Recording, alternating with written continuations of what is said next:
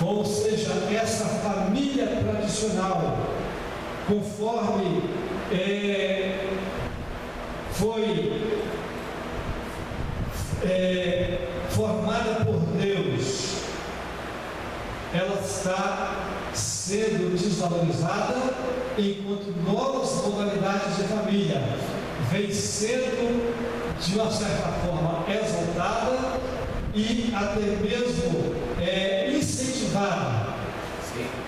Mas nós precisamos ficar com a palavra de Deus, porque a Bíblia, ela é para nós a regra de conduta, ainda que todos falem o contrário, mas nós vamos ficar com a palavra de Deus, porque nela nós encontramos expressa a vontade de Deus para nossas vidas, e nós não vamos nos deixar influenciar e nem sermos levados por esse estilo de vida de uma sociedade ímpia, sem compromisso com Deus e com sua palavra. Nós vamos ficar com a palavra de Deus. E em quarto lugar, o nosso salmo aqui, ele fala também que o ímpio, ele ama aquilo que ele deveria repudiar. Veja só, você ama todas as palavras devoradoras, ó língua fraudulenta. Então, fraude, pessoas que difamam, pessoas que falam mal, que usam a palavra talvez carregada, uma conversa carregada de malícia, palavras com duplo sentido, são essas coisas que o ímpio ama. Mas o servo de Deus não convém proceder assim.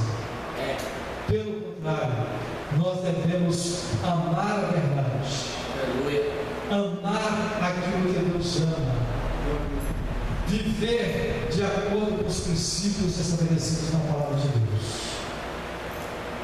Muito bem, então aqui eu fecho a primeira parte, ou seja, a maldade ou a crueldade do ímpio, e a segunda divisão, nós podemos dizer o seguinte, é que embora os ímpios vivam dessa maneira, e às vezes até pareça que estão se dando bem, no entanto, a Bíblia nos diz que o juízo de Deus virá sobre os ímpios. Então, o pecado deliberado, ele atrai inevitavelmente o juízo divino. E 4 realidades são descritas aqui acerca do juízo de Deus sobre os ímpios. A primeira delas, no verso 5, é que a destruição do ímpio, ela será total. Vejam só o que diz o verso 5. Também Deus o destruirá para sempre. Ele o pegará e arrancará da tenda em que você habita, e extirpará da terra, e o extirpará das terras dos viventes. Então, o juízo de Deus, ele será total.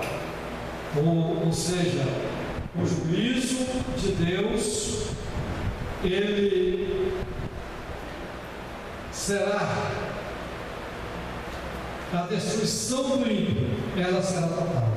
E é interessante que aqui o salmista, ele usa 4 metáforas para falar acerca do ímpio.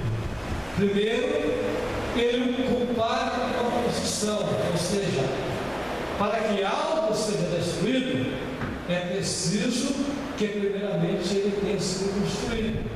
Então, uma construção, às vezes o ímpio aparece na terra, floresce, começa a se expandir, começa a crescer, parece que tudo está ok, mas chegará o dia em que ele será destruído completamente. A segunda metáfora que ele usa é que a metáfora de uma tenda, ou seja, ele será arrebatado, arrancado da sua habitação. Assim como a tenda, que às vezes não tem tanta solidez, e dependendo da tempestade, do redemoinho, do vento que vem, às vezes arranca e a leva. Assim também será com o ímpio. E a outra metáfora que ele usa aqui é a metáfora da árvore, ou seja, ele será arrancado da terra dos viventes, ou extirpado da terra dos viventes. Então, que Deus nos ajude a não invejarmos o ímpio. O salmista, no Salmo 17, ele recomenda isso, que nós não devemos ter inveja do ímpio, nem nos indignarmos por causa dos bons seguros, porque cedo eles serão destruídos e serão também ceifados e destruídos. O salmista Asaf, ele disse lá no Salmo 73 que ele chegou a ficar bastante confuso quando ele observava a vida do ímpio, vendo a prosperidade, vendo o crescimento, tudo se dando bem com os ímpios, e ele sofrendo um homem diferente a Deus. Até o dia que ele entrou na casa do Senhor, e o Senhor revelou para ele o fim dos ímpios e aquilo que está reservado até o justo. É interessante que, olhando o salmista, essa visão dele é olhar que o ímpio pode fazer tudo. Ele pode levantar a casa, encostar a casa, subir, ele põe a telha, e é linda, há uma visão. Mas aí esquece que ele não foi edificado na rocha, é na areia. Exatamente. Segundo, a destruição dele será pública. Veja o que diz o versículo de número 6. Ouçam só. Os justos verão tudo isso, temerão e virão a rir dele, dizendo. Ou seja, isso nos leva novamente lá ao Salmo de número 2, né? Quando o salmista fala dos ímpios, dos reis da terra, que coloca a confiança, acho que essa é identificada. E aí ele diz que não há Deus, que eles zombam de Deus, temem de Deus, mas chegar o tempo que Deus vai trazer juízo sobre todos eles. E em terceiro lugar, a sua destruição causará temor nos justos. O versículo, a parte B do versículo 6 que acabei de ler. Ou seja, os justos vão ver e vão temer. Ou seja, eles vão continuar com a sua fé firme no Senhor. E em quarto lugar, a sua confiança no dinheiro não os salvará. Então é bom nós pensarmos aqui, quantas vezes as pessoas estão extremamente preocupadas em ganhar, em conquistar, em obter riquezas. Mas a riqueza, ela não trará a segurança que o homem precisa. A verdadeira segurança nós só encontramos no Senhor nosso Deus. Aleluia. E em quarto, para nós finalizarmos aqui, nós vemos aqui a outra parte desse salmo, que são a marca dos justos, versículos 8 e 9. Que nós encontramos Davi, aquele contrasta o homem justo com o homem ímpio. Aqui, esse salmo assemelha-se muito com o salmo primeiro que o irmão Francisco leu na abertura do culto dessa noite, quando o salmista fala do justo e do ímpio.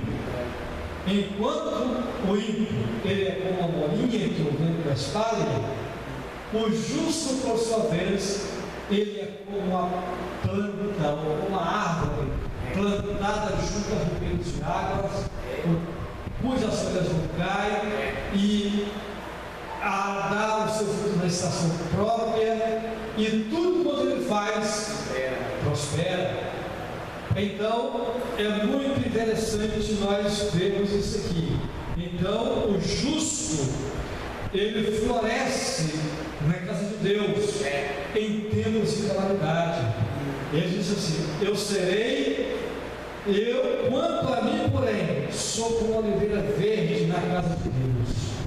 Então, quando nós não vamos ter tempo para falar sobre a oliveira, mas a oliveira, quando nós estudamos sobre as características da oliveira e que nós aplicamos isso na vida como cristão, ela tem lições preciosas para nós. Então, a oliveira, a primeira coisa é que ela é uma árvore longeva. Tem oliveiras aí, e a história de 2.000 anos sobrevive. E a segunda coisa é a capacidade de renovação da oliveira. Às vezes, ela passa por situações, talvez até sofre com incêndio, aquilo parece tudo carbonizado, na parte de fora, mas de repente começa a surgir os brotos. Começa a surgir os brotos e ela frutifica. Então, quando nós olhamos para a palavra de Deus, a Bíblia sempre fala de árvores, o crente como árvores, e ele fala do justo como o cedro do Líbano, como a palmeira, como a planta junto a ribeira de águas. Ou seja, a outra coisa que a oliveira tem é que, ao ser plantada, a primeira coisa que ela faz é crescer para baixo, ou seja, fincar raízes, às vezes chegando lá a 6 metros de profundidade, atravessando talvez rochas. E quando nós olhamos para a palavra de Deus, maior lençol de água, isso, é a procura lá os lençóis freáticos para aumentar, independente, lá no deserto, ela vai lá e ela está florescente lá. Ou seja, quando nós lemos as parábolas de Jesus falando da semente, da parábola da semente, ou melhor, a parábola dos terrenos, ele fala que a semente que foi lançada entre os pedregais, ela nasceu rapidamente, começou a crescer, mas quando veio o sol, ela não suportou e logo morreu porque estava sobre a rocha, sobre a pedra. Ou seja, ela não tinha consistência. Nós, como crentes, precisamos cada vez mais criar raízes, estarmos arraigados em Deus. E porque assim nós teremos condições de enfrentar e de suportar as adversidades da vida. Quando vier a tempestade, quando vier o vento, nós estaremos com as nossas raízes bem fundadas e não seremos levados por nenhum vento de doutrina pessoal por aí. E a segunda coisa aqui, que o justo confia na misericórdia de Deus, verso 5, a parte B, que o justo ele está plantando para viver na casa de Deus, e eu confio na misericórdia de Deus para sempre. Doeg e Saul, que eram os dois que perseguiam Davi, veio o dia em que eles foram enfrentar os filisteus e foram todos mortos lá no campo de Gilboa, lá nas montanhas de Gilboa. E o que aconteceu? Mas Davi, ele foi guardado, protegido por Deus, e Deus estabeleceu uma aliança, dizendo que lhe daria uma casa, ou seja, a sua descendência, lhe daria para sempre um herdeiro que assentaria no trono de Israel. O reino passou, o reino de Israel foi disperso, mas uma promessa de que o Jesus, o Messias, muito em breve, ele virá para governar para ela. Ele será rei eternamente. Ou seja, o justo confia na misericórdia de Deus. E em terceiro lugar, o justo rende graças a Deus por suas obras. E em quarto, o justo espera na bondade de Deus. Portanto, que Deus em Cristo nos abençoe, derrame sobre nós a sua graça, para que nós não invejemos o ímpio, mas que a nossa confiança ela esteja depositada em Deus, que é bom, que é misericordioso, é longânimo, não nos trata segundo os pecados, não nos retribui segundo as nossas iniquidades, mas é um Deus que se compadece de nós.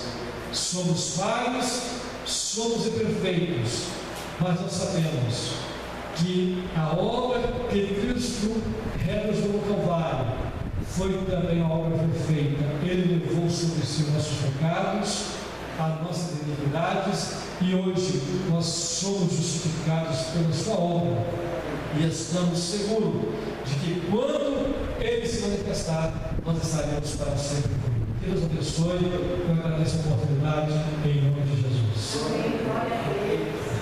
Amém, irmãos? Agora sim, que o presbítero Ezequias volta para continuar abençoando a palavra. Amém? Até te maluco, pastor Ezequias. O Ezequias foi meu pastor no Pedra Azul. E sempre gentilheiro, tranquilo, sempre foi assim, né? E boa esta palavra que nós recebemos hoje, manda a ele, família, ministério, né? E toda vez que sentiu de vir para cá, vem compartilhar a palavra conosco. Vamos ficar com certeza agradecidos. Amém? Vamos aqui cantar as duas estrofas, segundo o seu budismo da fé, com João. Sou para nós, você que trouxe sua fé, seu disco. 126, irmãos, vamos cantar. Que o Senhor.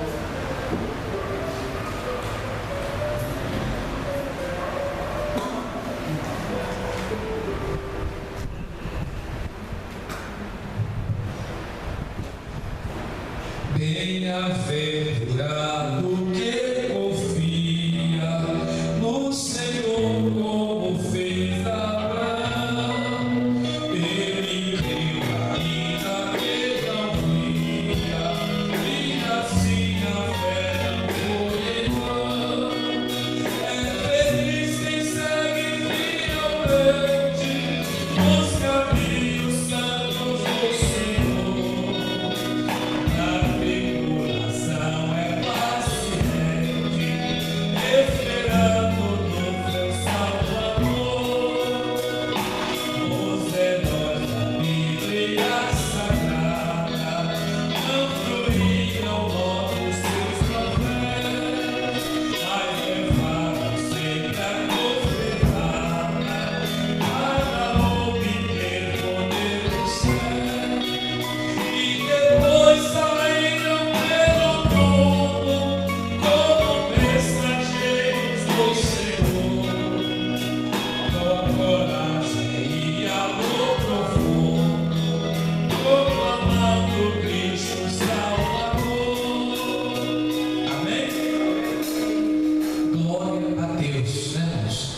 Bem-aventurado, feliz, né? Mais do que feliz é aquele que confia na misericórdia do Senhor e na bondade de Deus. Aquele que não faz do seu carro, do seu dinheiro, a sua força, né? Não coloca a sua confiança no carro, no cavalo ou no dinheiro, mas em Deus, né? Ainda que possuísse toda a fortuna da terra, mas teríamos e sempre voltaríamos a Deus. A nossa segurança, o nosso porto seguro é Cristo, é o Senhor, né? Nada nessa terra substitui a presença de Deus. Fazer como Moisés, né? O anjo, é bom ter o anjo do Senhor, mas aqui nós preferimos ao Senhor. Né, pastor Francisco? Porque tendo o Senhor conosco, Ele designa. Se você vai precisar de 2 anos, de 3 anos, de 4 anos, de 10 anos, não é igual o Marco de sempre. Põe tantos anjos na na esquina. Não. Quem disse que crente